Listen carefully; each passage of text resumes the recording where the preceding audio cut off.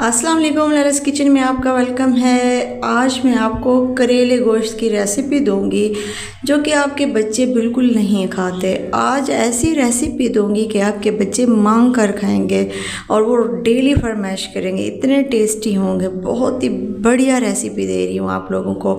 तो यहाँ पे सबसे पहले मैंने ऑयल डाल दिया है और ये करेले हैं, इनको मैंने काट के इसका छिलका उतार दिया था, बीज निकाल के नमक लगा के इनको अच्छे से मसल के धो लिया था। फिर मैंने थोड़ी देर धूप में रखा तो इसका पानी खुश्क हो गया।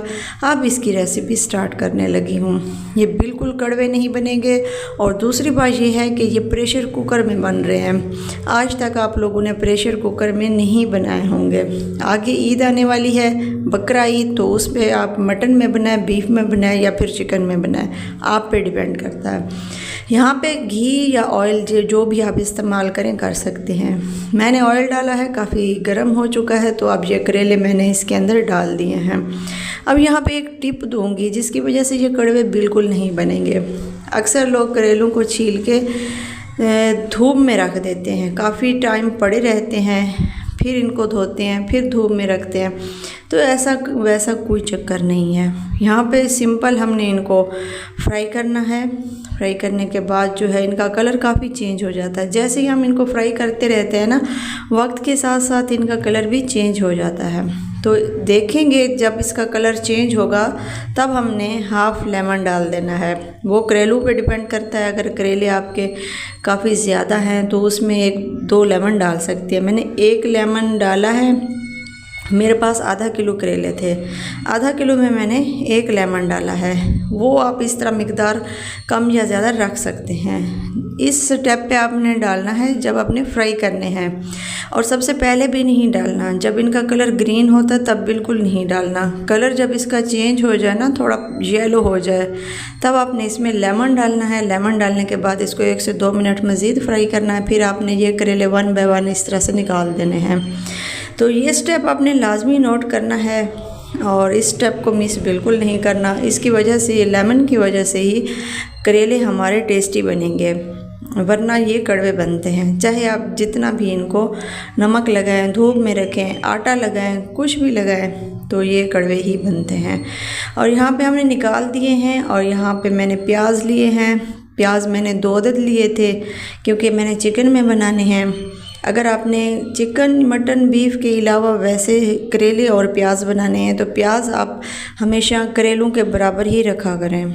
जितने करेले होंगे उतने प्याज डालें, फिर जो है वो करेले अच्छे बनते हैं। तो अगर आप चिकन में बना रहे हैं या किसी भी मटन, बीफ में बना रहे हैं तो प्याज कम डाला करें। ठीक हो गया। यहाँ पे स्टेप आपको समझ आ गया होगा। इनको फ्राई करने के बाद जो है कलर चेंज हो जाता है प्याज का। थोड़ा टाइम लगता है लेकिन इनका कलर काफ़ी चेंज होना चाहिए। गोल्डन ब्राउन लाजमी होना चाहिए, वाइट नहीं होना चाहिए। यहाँ पे मैंने चिकन डाल दिया है। आप पे डिपेंड करता है, मटन में बना रहे हैं तो यहाँ पे मटन डाल दें, बीफ में बना रहे हैं तो वो डाल दें। फिर आप थोड़ा सा पानी डाल के इसको ढक्कन लगा के इसकी 1-2 सीटी लगा लें। जब आपका मटन या बीफ गल जाए तो अगला स्टेप बिल्कुल इसी तरह से आपने स्टार्ट करना है जैसे मैं आपको बता रही हूँ।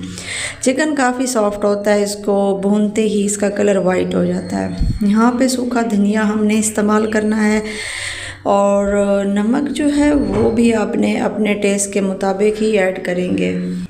यहाँ पे लाल मिर्च का मैं पाउडर इस्तेमाल कर रही हूँ। आप चाहे तो कश्मीरी लाल मिर्च भी डाल सकते हैं इसमें, उससे क्या है कि कलर काफ़ी अच्छा आता है। और यहाँ पे सब्ज़ मिर्चें मैंने डाली हैं और इनकी भुनाई अच्छे से कर ली है। काफ़ी अच्छी और मज़ेदार रेसिपी बनने वाली है। आप इस तरीके से ज़रूर ट्राई करें। प्रेशर कुकर में काफ़ी अच्छी बनती है ये रेसिपी। अब दही लें आप 1 कप, उसको अच्छे से फेंट लें, इसकी गुठलियाँ वगैरह आप ख़त्म कर लें। फिर आप इसके अंदर डाल दें और उसके बाद जो करेले फ्राई किए थे वो मैं इसमें डाल दूँगी। ये रेसिपी जो है आज तक मेरे ख्याल में किसी ने ट्राई नहीं की होगी। ये एक डिफरेंट रेसिपी है, आप इसको एक बार ज़रूर ट्राई करें। उम्मीद है इस रेसिपी को ट्राई करने के बाद आप हमेशा मेरे तरीके से ही ये बनाएंगे। बहुत ही टेस्टी और लाजवाब बनती है। जिसको भी खिलाएंगे ना वो बूझ नहीं पाएंगे कि ये करेले बने हैं, इतने मज़े के बनते हैं ये। तो यहाँ पे आप देख सकते हैं ये मैंने इसको मिक्स करके अच्छे से सारी चीज़ों को फ्राई करके बना लिया है। चिकन रेडी हो चुका है हमारा, करेले और चिकन का सालन। डिश आउट करते हैं, इसको डिश में डालेंगे, खूबसूरत सी डिश में डालें ताकि खाने के साथ साथ खूबसूरती भी हो। और यहाँ पे हम इसको सर्विंग के लिए रेडी कर रहे हैं। सारा सालन जो है वो इस डिश में डाल देंगे। इसको आप गरम गरम चपाती के साथ खाएं। अगर तंदूर की रोटी है तो क्या ही बात है। बहुत ही मज़ेदार और कड़वाहट से पाक करेले तैयार हैं। उम्मीद है आपको अगर ये मेरी रेसिपी अच्छी लगी है तो और भी रेसिपीज़ हैं मेरे चैनल पर, काफ़ी आसान है, कम मसालों में अच्छी और टेस्टी चीज़ बन जाती है। तो मेरे चैनल को विज़िट करें, बाकी सारी रेसिपीज़ आप देख सकते हैं। जिस चीज़ की भी आपको रेसिपी चाहिए सारी रेसिपीज़ मेरे चैनल पर हैं और कोई भी ऐसी मुश्किल रेसिपी नहीं है जो आपको ना आए। Thanks for watching. अल्लाह हाफिज़।